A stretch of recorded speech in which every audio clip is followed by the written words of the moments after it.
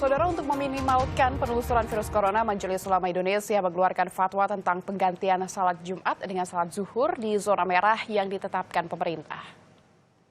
Majelis Ulama Indonesia menerbitkan fatwa nomor 14 tahun 2020.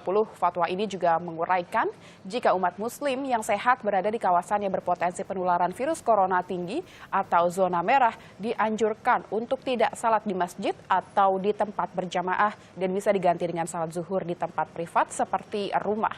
Sedangkan di tempat yang potensi penularan corona rendah atau zona kuning dan hijau, masyarakat bisa tetap salat Jumat seperti biasa. Untuk otoritas zona merah, kuning, dan hijau terkait penyebaran virus corona berada pada otoritas pemerintah.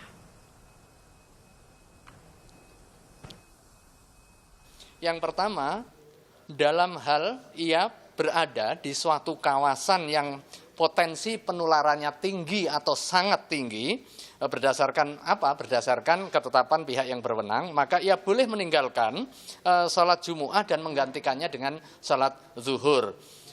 Serta meninggalkan jamaah sholat rawatib, tidak taraweh di masjid, dan juga di tempat-tempat umum. Dia bisa menggantinya di tempat yang bersifat private, yang bersifat khusus. Kemudian dalam hal ia berada di satu kawasan yang potensi penularannya rendah, berdasarkan ketetapan pihak berwenang, maka ia tetap wajib melaksanakan kewajiban ibadah sebagaimana biasa. Jadi dia bisa sholat Jumat di satu kawasan yang memang potensi penularannya rendah atau memang tidak masuk di dalam zona merah, zona yang berada pada tingkat penularan yang sangat tinggi dan apalagi tidak terkendali, maka pemerintah bisa menjadikan fatwa ini sebagai panduan untuk meniadakan sholat Jumat.